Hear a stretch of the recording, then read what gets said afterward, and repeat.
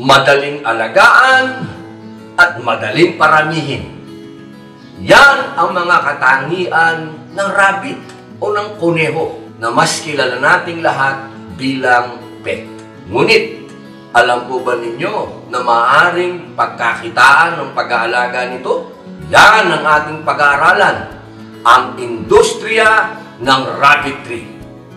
Ako po, si Robin Padilla, at ito ang unlad, kagapay sa hanap buhay. Magsikap, maghawak kamay, kinabukasan ay uunlad, may kaagapay sa hanap buhay. Ang mga hayop na madalas nating ituring na alaga, alam ba ninyong pwedeng pagmulan ng magandang kita? Nitong taon lang, marami ang nangamba sa muling pagkalat ng African Swine Fever o ASF sa mga alagang baboy. Kaya naman ang iminungkahi ng Department of Agriculture bilang substitute, karne ng kuneho o rabbit meat. Opo, mga kaagapay, rabbit meat. Huwag po tayong magulat. Alam po namin na kapag sinasabing rabbit, ang unang pumapasok po sa ating isipan ay bilang pet. Pero para po sa ating kaalaman, unti-unti na pong lumalaki, lumalago ang industriyang ito sa Pilipinas. Katunayan, malaki na po ang demand ng rabbit meat. With regards to the Department of Agriculture's trust for sustainable agriculture, aside from the baboy, regular natin baboy, manok, baka, kalabaw, ostrich, ducks, meron tayo isang option na rabbit meat.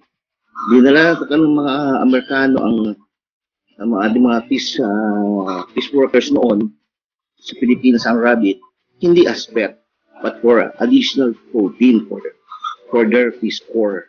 Ang sinasabi natin, we are giving our farmers, like especially the ASF-affected farmers, poultry farmers din natin, na they have an option for sustainable agriculture. Nakalagay din sa RA 8485 na ang rabbit ay po pwedeng makasama for food, not only pet. Sa ibang mga bansa, sikat at matagal nang kinakain ang karne ng kuneho. Bakit nga naman hindi? Hindi hamak na mas masustansya ito kaysa sa karne ng baboy at baka. At dahil pa nga sa katangiang ito rin ang karneng inirekomendang kainin ng mga cancer patients. Super healthy po yan. Parang lang po siyang pork lechon. Pero pagdating po sa nutrition, definitely mas maganda po ang kuneho. Isa si Willie Minor sa aminadong nahirapan noong unang ipakilala ang rabbit meat sa mga tao. Sa loob po ng 5 taon na pag-aalaga ko po ng kuneho, nakita ko po yung malaking pagbabago. So nung simula ho namin dito, hirap na hirap kaming ipakilala sa tao, hirap na hirap kaming sabihin na ito ay this is a commercial rabbit, this is a fancy rabbit. Parang hindi pa nila kayang tanggapin na ang kuneho po ay kinakain. Pero dahil na rin sa pagsusulong ng gobyerno sa industriyang ito at sa patuloy na paglawig ng kaalaman tungkol sa pag-aalaga ng rabbit, dumarami na rin ang nag-aalaga ng mga ito sa bansa.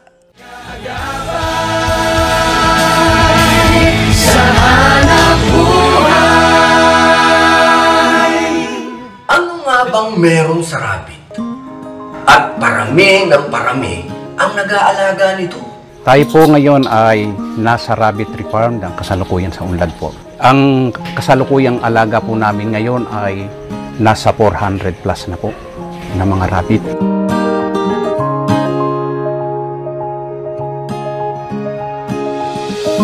Hindi po sila maselan sa pagkain. Kasi 75% ng grass pwede nating ipakain sa rabbit. At kung sakali yung mga pellet o feeds ay 25% lang kailangan nila. Kaya matipid. Ang pag-aalaga ng rabbit napakadali lang po. Yung mga pagkain na kailangan natin ay andyan lang sa paligid. Papakita naman po namin ngayon kung ano po yung mga klase ng mga forages na binibigay po namin sa mga kuneho po namin. Unang-una po, ang tinatawag po namin Tricantera or the Madre de Agua. Okay, yung Madre de Agua po, hindi nyo madali lang po siyang patubuin. Itusok lang po ninyo sa lupa. After 10 days or after 15 days, susuloy na po yan. So, in 1 month, makakapag-harvest na po tayo ng ganito. Diretso na po natin ibigay yan kahit medyo basa po siya. Sa experience po namin, hindi po kami nagkakaproblema sa Madre de Agua. Next, ito naman po yung tinatawag naming Morning Glory or the Mani-Manian. Ito po, pwede po yung itanim kahit saan. Kung halimbawa po, taga Maynila po tayo, pwede po nyo itanim ito sa paso or sa black bag lang po. Ito po gustong-gusto po nila. Napakataas po ng crude protein po nito. Okay? 18% po yan. Okay? Pag ito po binigay natin sa kuneho, diretso na po yan. Pag binigay po ninyo ganyan, dudukutin na nila, pagkain na po nila yan. Next, ito naman po yung tinatawag naming Super Napier. Okay? Ang Super Napier naman po, naitatanim po ito, pwede rin po ito sa paso. Or kung nasa probinsya po tayo, napakadali pong paramihin po nito o palakihin. Okay? Ang gagawin lang po natin dito, kakat lang po natin, then pwede na po nating ibigay. Paalala ko lamang po, pagka nagpapakain po tayo ng mga forage sa ating mga alagang kuneho, like ito, Super Napier. Pag hinarvest nyo po ito sa morning, sa hapon na po ang bigay. Why? Kinakailangan po kasing malessen po yung kanyang water content. Pagka hindi po natin to in-air dry, possibility po niyan na mag-bloating po ang ating kuneho or leads to diarrhea. Nasa paligid lang ang pagkain? Matipid nga. Hindi lang yan. Bukod sa low maintenance pagdating sa kanilang pagkain, napakadali raw alagaan ng mga ito. Tahimik at hindi rin mabaho. Definitely, wala po kayo maririnig na ingay. Pakainin nyo sa umaga, pakainin nyo sa hapon, iwanan nyo po ng pagkain, iwanan nyo po ng tubig, mabubuhay po sila. At hindi nyo kinakailangan balik-balikan maya't maya. Hindi po nangangailangan ng malaking espasyo or a big space para makapagsimula po tayo. 2 or 3 square meter, pwede ka nang maglagay dyan kahit 10 ulo o 10 kuneho. Kasya na po dyan. Take note, hindi po kailangan paliguan ng mga kuneho. Hindi talaga sila maamoy. Sa paglilinis naman dito, mayroong kanal sa magkabilang gilid. Kaya yung dumi naman kasi nila dire-diretso. Kaya wawalisin namin ng tuyo yan, iipunin namin yung dumi, yung gagamitin yun sa fertilizer, saka namin tutubigin. Kailangan ito tuyong-tuyo. Kaya pagkalinis nito, palibhasa sa bagong linis pa lang, kailangan nakaandar yung electric pan o yung ceiling fan para mas mabilis na mapatuyo ito. Yung mga dumi niya, malaki po ang pakinabang niyan. Pwede po nating gawing fertilizer yan. Sariwa man yan o tuyo. At pwede natin ding i-market. I-compare mo sa ibang dumi ng hayop, halimbawa ng chicken o goat o sheep. Pinakamataas po, nakukuha na pataba o kaya yung benefits doon sa dumi ng rabbit. Itinuturing na one of the best fertilizers ang manure o dumi ng mga rabbit dahil mataas ito sa nitrogen, phosphorus at potassium. Kaya maging ito, pwede rin ninyong ipunin.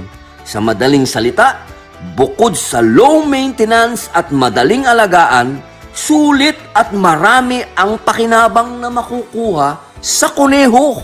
Yung kanyang balahibo ay mapapakinabangan din po natin yan. Pwede ho namin i-process or pwede po namin ipaprocess po yan. Meron po kaming area na pinagdadalan po ng kanilang mga fur. Pwede po siya maging wallet, tablecloth, jacket, shoes, or bags. Wala pong nasasayang na parte yan. Sa aming pagbabalik, may isang katangian pa ang mga kuneho kung bakit mainam itong maging negosyo. Siyempre, ang step-by-step na computation at tutorial kung papaano makapagsisimula sa negosyo ito. Ito ang unlad, kaagapay sa hanap. Sa hanap buhay. May kasabihan nga tayo, breed like a rabbit. May katangian ang mga kuneho na mabilis magparami. Para sa isang negosyo, ito ay magandang bagay. So, kukunin po natin si female. Okay, female doe. Then, lilipat po natin sa kabila.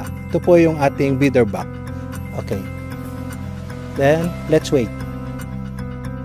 3 seconds lang po yan. 1, 2, 3 pack, tapos ka agad. Then after 30 seconds, ikot lang po yan, balik na naman po siya.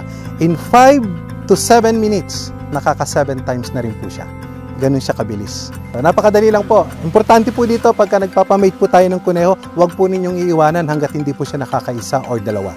Para sigurado po tayo na meron pong nangyari sa kanila. Kung gusto nyo 5 to 7 times, 10 times, okay lang po sa kanila, wala pong problema. Pero wag nyo pong iiwanan po yan maghapon, magdamag. After mating at mabuntis ang babaeng kuneho o doe, 30 days lang ang hihintayin bago ito manganak. After another 30 days o isa pang buwan, pwede na ulit ito ipamate o ipakasta. We have the 70-day cycle. First 30 days po natin, ito po yung pagbubuntis po niya. After 30 days, manganganak po yan. So, palalakihin po natin yung anak. Lalaki po sa kanya yung kids po niya. After 60 days, iwi-win na po natin yon, iwawalay na po natin. Yung remaining 10 days po, ito po yung sinasabi ko kanina na waiting period natin to prepare again si breeder doe. Normally po, hindi na ho namin tinatapos yung 10 days. Second day, third day, tinetesting na po namin yan kung gusto na po niya magpamate po ulit. 65 days, pwedeng mabuntis na po siya ulit. But we call it a 70-day cycle na lang. Kasi kung minsan talagang ayaw pa ng breeder doe. So, huwag mo siyang pilitin.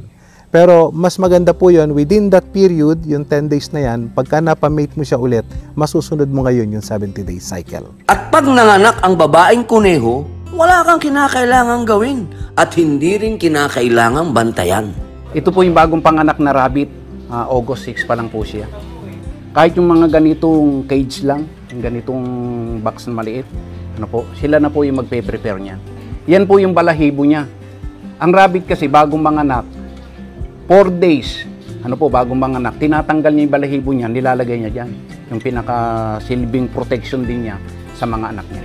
Ang kabawal-bawalan dyan na iniiwasan namin, lalo na ang rabbit ay bagong panganak, yung maingay. Iba't ibang tao na pumapasok, hindi dapat po kasi masyado sensitive po ang kanilang pangamoy, lalo na doon sa mga rabbit na nanganganak. Kailangan kung sino yung kilala na nila ng mga tao na pumapasok sa kanilang kulungan ay siyang palaging mag-aalaga, maglilinis. Sa isang babaeng kuneho, nasa 5 hanggang 6 na beses manganak sa isang taon. At kung maayos ang pag-aalaga, hindi raw bababa sa 6 ang anak nito kada panganak. Sa makatwid, madali magparami, madali alagaan, low maintenance, at marami ang pakinabang. Pag nagsimula tayo ng pagkukuneho, hindi naman tayo kinakailangang magsimula na napakarami.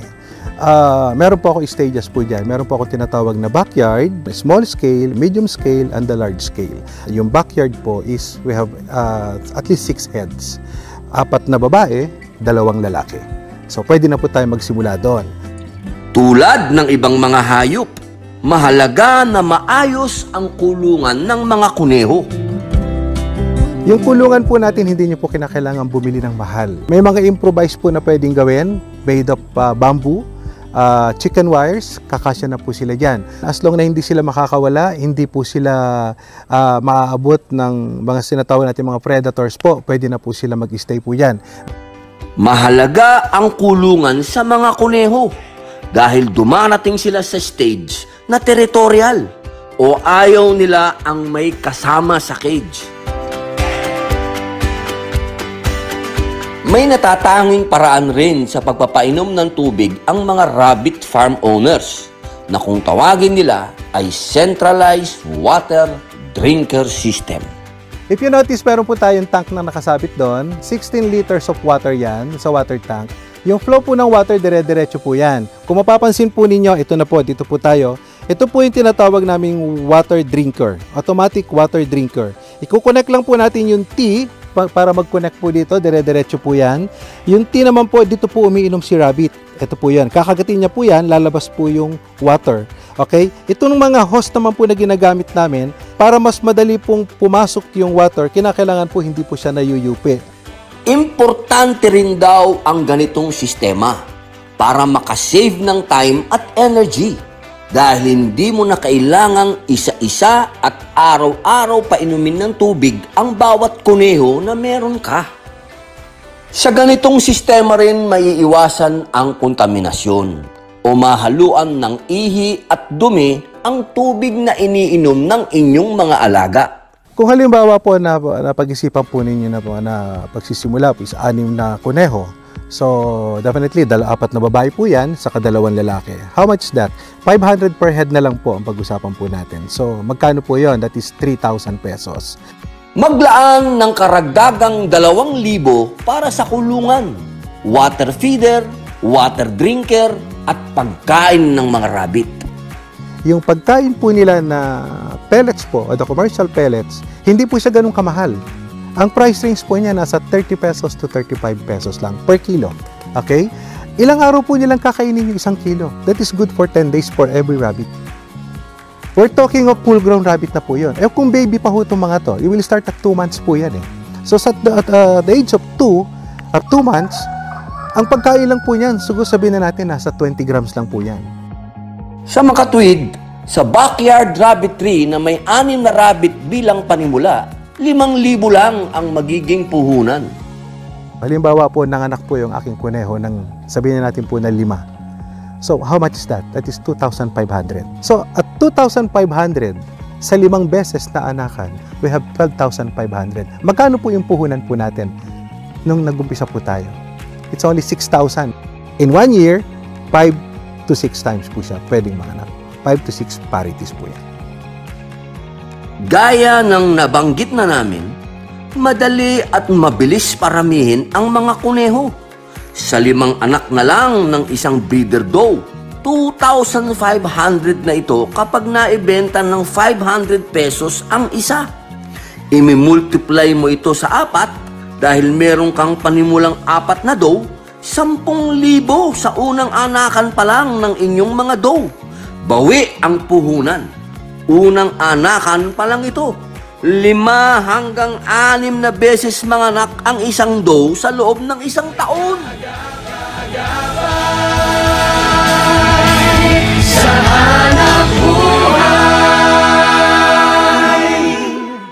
Ang mga potensyal at mga positibong bagay sa pagkukuneho ang nakita ng ulad. Kaya ito ay idinagdag sa mga industriyang pinatatakbo nito.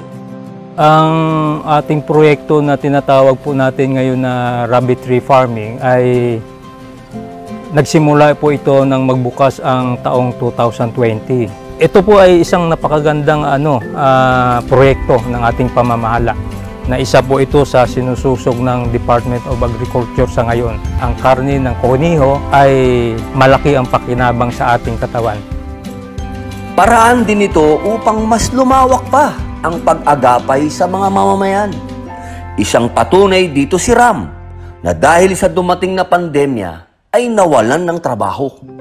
Sa labas po, dati po ako nagtatrabaho po sa isang BPO company bilang customer service po.